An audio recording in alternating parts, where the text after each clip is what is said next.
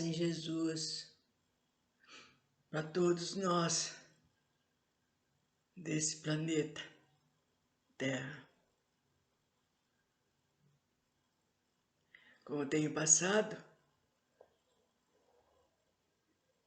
alguns conhecimentos a respeito de Jesus e do Cristo, vocês vão dizer, por que não foi falado isso antes? Por que nós nunca soubemos disso? Por que veio à tona agora?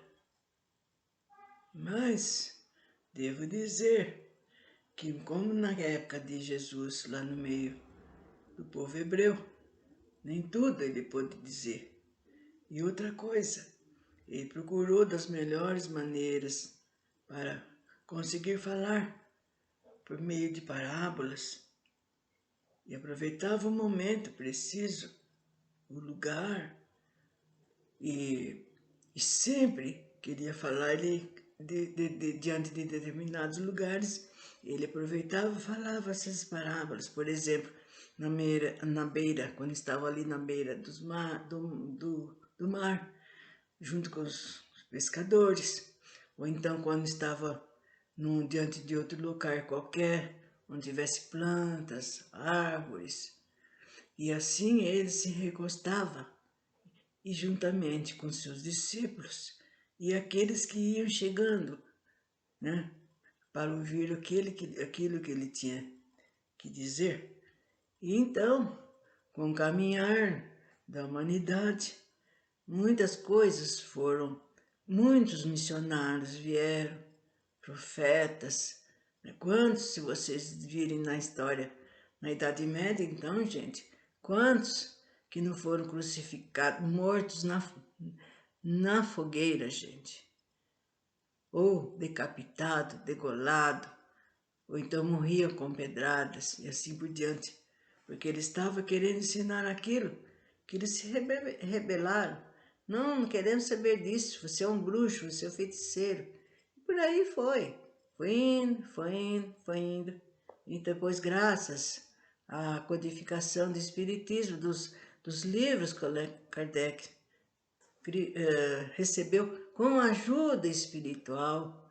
Ele já era um homem estudioso, cheio de interesses por tudo. E ele veio também com essa missão, né, de nos mostrar essa nova doutrina, que é a doutrina espírita, que é a única coisa que ela nos mostra o nosso dever de cidadão e o nosso dever de seguir aquilo que Jesus nos ensinou, que há mais de 2000 anos ele veio aqui para essa finalidade. E quantos de nós não demos de ombros, dizendo que, isso daí não é para mim, depois eu faço, depois eu sigo. E assim foi. Encarna daqui, volta, apanha, leva a mão na orelha, volta, desencarna. E assim foi indo, foi indo, foi indo. Nosso Pai que está no céu tem uma paciência com todos nós.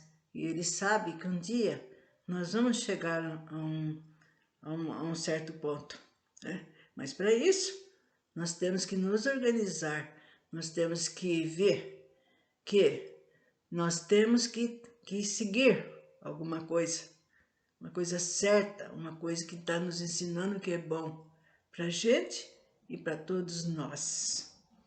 E como tal, gente, nós estávamos falando sobre o Cristo, né, sobre Jesus, é que um é outro é outro, explicando o que faz um, que faz outro e assim por diante. E assim devagar, nós vamos tendo ciência das coisas certas. E coisas como também sobre o nosso corpo, os nossos corpos, que não é só o corpo físico e o espírito, que tem outros mais corpos que a gente tem que cuidar para que nós possamos ser uma pessoa a caminho do progresso. Porque se não deixarmos para lá, sem querer saber nada, sem querer ouvir, pelo menos que ouça e depois tire suas conclusões, gente. Agora, o que não pode é esperar que apareça um milagre, alguma coisa na nossa frente, para mostrar o que é realmente. Bom, os homens vivem embebidos na essência sublime do seu Cristo e o sentem em sua intimidade, quando em oração ou meditação na fuga da matéria para o reino do espírito imortal. As criaturas mais sensíveis, como os médios, iniciados, clarividentes, yogas, esoteristas, disciplinados, seres habituados à meditação e a auscultações físicas, às vezes identificam essa voz oculta ou a tradicional voz sem som que lhes fala silenciosamente, eternamente, nas belezas edênicas após o desenlace do corpo carnal. Mas o Cristo planetário, em face de sua imensa energia, não poderia reduzir-se ao ponto de se ajustar à mediocridade da mente humana e à precariedade de um corpo carnal. Conforme já vos dissemos, cada orbe tem o seu logos ou Cristo planetário, seja Terra, Marte, Saturno, Plutão, cujos arranjos munificentes e planetários operam vinculados ao arcanjo ou logo solar, que então atua no centro de cada agrupamento de astros. Conforme a graduação espiritual da humanidade de cada orbe, dela também se irradia uma aura espiritual em conjunção com seu Cristo planetário.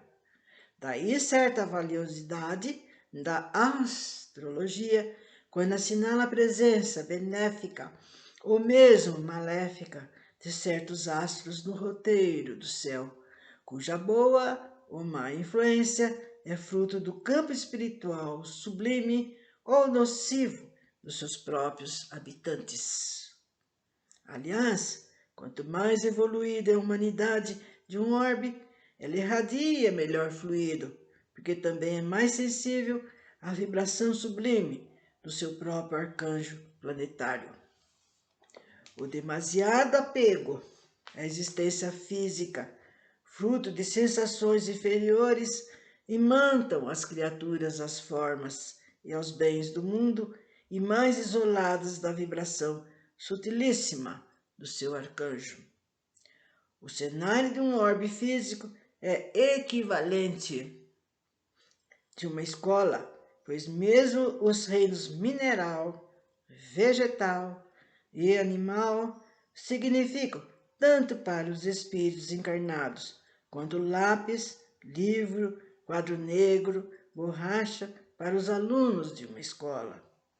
Assim como o aluno analfabeto não adquire o domínio sobre a linguagem escrita, caso despreze a escola e os seus objetos didáticos, nenhum espírito adquire consciência angélica e arquiangélica, caso também se recuse a aceitar as lições dos orbes físicos.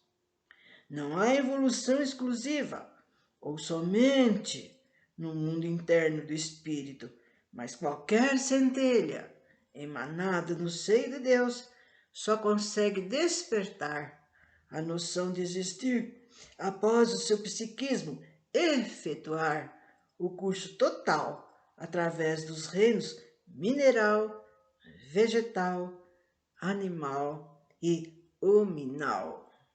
Em ação positiva, na superfície dos orbes, cada vez mais adequados à sua graduação sideral. Todo homem é um deusinho em potencial, possuindo em si mesmo a miniatura do poder, amor e da sabedoria do seu Criador. O iniciado é o que procura o Cristo, e o iluminado é o que achou Cristo.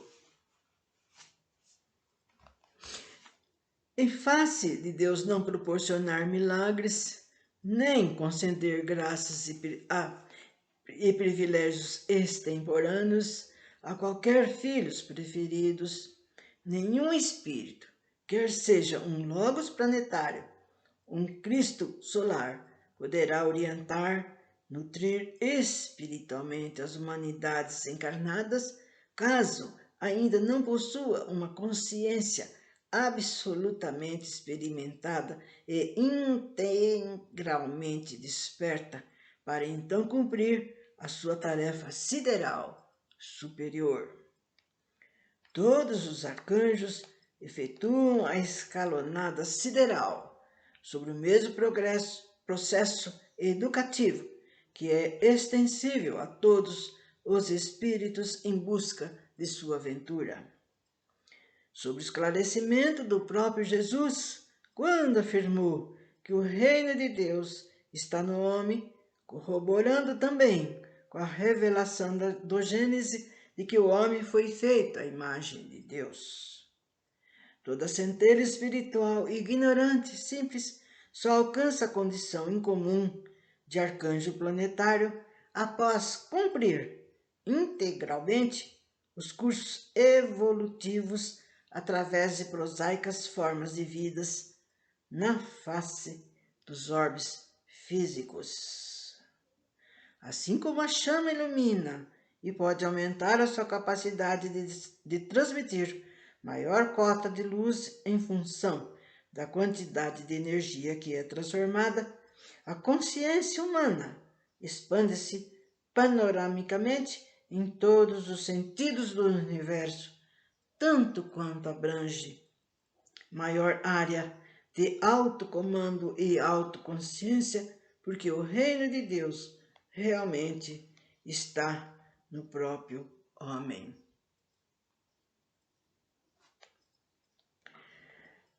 Vocês vejam, gente, como não é? Como está sendo a explicação de tudo isso. E assim vocês vão tirando uma ideia, um comportamento. E não guarde só para vocês. Passe para seus filhos que ainda são jovens, às vezes nem estão seguindo nada. Como muitos por aí, não seguem religião absolutamente nenhuma, né? Talvez até nem reze, nem faça prece. Conheço gente que não faz prece, não reza. Eu falei, mas há necessidade você fazer uma prece humilde, agradecendo a tudo que você tem. A tudo que você tem na sua casa, no seu lar, seus amigos, seus parentes, tudo que você tem recebido desde que nasceu. É obrigação nossa, um agradecimento, sim, sincero, do fundo do coração. E por aí, nós vamos terminando por hoje, voltando ao mesmo tema.